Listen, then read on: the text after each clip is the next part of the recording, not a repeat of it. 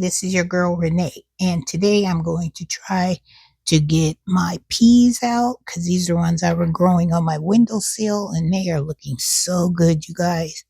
They are like attaching themselves to the other peas, which is fine because when I plant them outside, I expect them to do that till they reach the trellis. And then I have my Georgia collards here. All these, look at this one. Isn't that nice? And there's some more Georgia collards over here that are looking good. And then I have my one broccoli plant right here. So it's been raining, as you can see. It's been raining outside. So I'm going to try to get, excuse me, as much as these plants I can get outside today because this will be the perfect planting weather because the pots will be already saturated and all I have to do is just dig a hole and plop these pea pellets like this, see? Just like take this whole pea pellet, dig a hole, and just plop it in there, which is perfect because these are just like their own individual pots. So I've got them watered so I won't have to worry about, you know, them needing a whole bunch of water because like I said, the pots out there are already wet. These pea pellets are wet. So this should be a quick and easy peasy job, I'm hoping. So I'm going to try to get these out today. And then if I can, then I'm going to try to get my winter choy out there as well because they look like they're ready to go out because I don't think we're going to be getting any more hot weather. So I think I'm going to put some of the winter choys over in the black and white garden because that's where I normally grow them. And I think that'd be a perfect spot for them. So let me get suited up so we can get outside, plop these in the ground, and get my fall garden started. Look at that. Now, this Georgia collards look really good. Look at that. I just hope that it's not sunny, so they shouldn't have any problems with like transparent shock or anything transplanting them out there, so they should do well. Perfect day, overcast, rain. Mother Nature has got the pots ready to rock and roll. So my job is just to get these beautiful plants that I grew inside my house on my wonderful windowsill and get them in there forever home. All right, let's get outside. Okay, guys, it's your girl Renee. So I made it outside. So I decided that I'm going to put my collard greens in this bed. I switched it because I was going to put them here, but I need the greens to have some kind of protection. So I think since my greens are doing so well over here in this bed, I think I'm just going to add some more over in this bed. So let me take some of this netting off of here. It's not the best netting, but it's going to have to work because we're going to need this one section over here. I can just get this one section taken off. I'm over here unclamping these clamps so I can get them in here.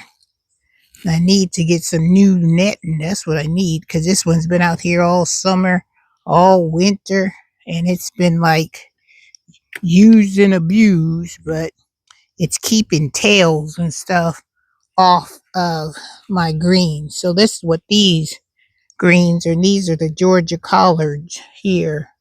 But they're doing really good. See how well they're doing? So what I'm going to do is I'm just going to add some more over to this spot. And I think that would probably be my best bet because then they'll all be in one location and they'll all be protected. So I'm just going to put these greens in here. I'll push them down as much as I can and then just stick them in here. So I'm going to do this real quick.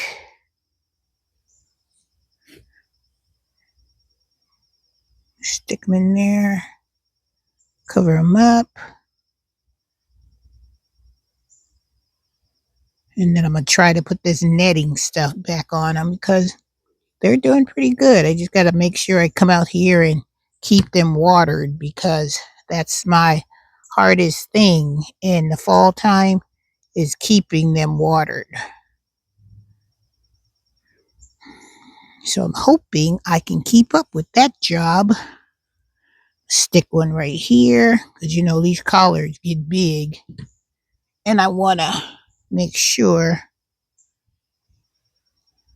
That's why I wanted to make sure I got these pellets nice and wet. So stick one there. And I have two more. I think I can stick one here. Well, see how something was over here already eating them. So I'm just going to pull these up because those are just useless now. And I'll stick one here.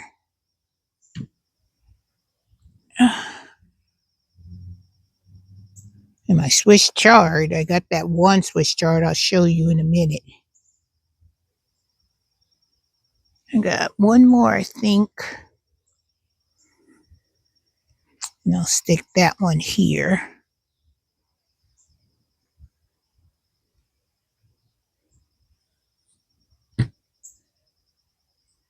Yep, right there.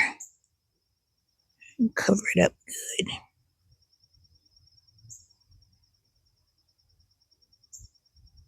All right, that's good. I'll make sure I got them all. Look at my planter. That's my broccoli. I got two more. I got this one and I have this one. So I think I'm going to stick one here. No tails are somewhere around staring at me. But what can I do? I saw him chasing some other type of squirrel around here. I think it was like a albino squirrel. And I don't know if the albino squirrel was trying to move in on Tails' territory or something, but Tails was not having it. He was chasing that squirrel all out of his area. And I got one broccoli. I should put the broccoli over here. He's going to stick it up under here. Yeah. Because I only have that one. And while I have the netting, because this side is my Swiss chard, and I'm going to see that coming up. It's only like, you remember I had only a few seeds of that Swiss chard? So, child, we're just going to stick this broccoli. Now remember, I'm planting this broccoli with all my Georgia collards. So I got them all in. Only thing I have left is to do the peas. But let me recover this, and then I'll be right back. Hi, family. So I've got them all in. This is my Swiss chard. Can you guys see? I don't know if you can see it through the netting, but I have that one Swiss chard, that one broccoli, and then these are all my Georgia collards. All right, so let's figure out where we are going to put these peas. I think I may, since I have peas already over here that's doing good, I think where the cucumber was, I think I'm going to stick the peas here and then they can trellis up here. All right, so let me get them planted and I'll show you as I get it done. All right, I wanted to show you the root system because I've got them growing in that container, but I wanted to show you the root system on these peas. Look at that. Those are the garden peas and they look so healthy. So what I'm trying to do is plant these all around this tomato cage so they'll be able to grab onto the tomato cage and just climb their way on up. All right. But I just have to show you how impressed I am with this root system. All right. Now, peas, I think this is the way I'm going to always grow my peas is in this container. And then I'm going to grow them inside my house on the windowsill and then bring them on out when it's time for them to be put in the ground. All right, so let me get finished planting these and then I'll show you how my butternut squash and my kale and my other peas are doing. Okay, family, starting to miss harder, so I got to make this quick. I got the peas in that I just planted These are my existing peas. They look really good. So hopefully these will look just as these. And then my kale is doing good. And then my butternut squash is still coming in strong. So let's go over and check one more spot, and then your girl gotta go because it's gonna be starting to rain harder. Okay, family. So as I was walking around the black and white garden to see what other space I had, look what I found. I found two of my sugar baby watermelons. These are some nice size ones. Look at this. How big it is with my hand.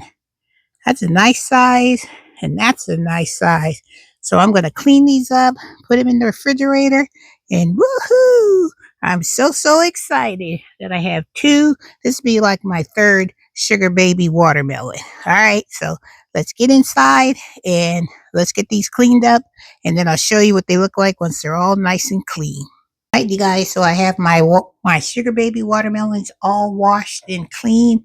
And look at the size of these. I'm just so excited about how I did this growing season on these watermelons.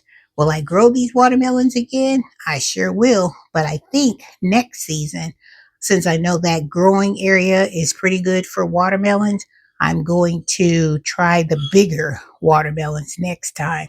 So I know I can do the sugar babies.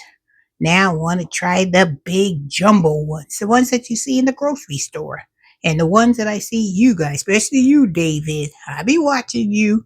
You have some really nice watermelons, and so I'm going to try to inspired to grow a huge watermelon like yours and other of my gardening family that I've seen that have been showing me all the tricks of their trades of growing their watermelon. So with that being said, this is your girl Renee from Renee's Garden Adventure, and I will see you in the next video. One more look at my watermelons.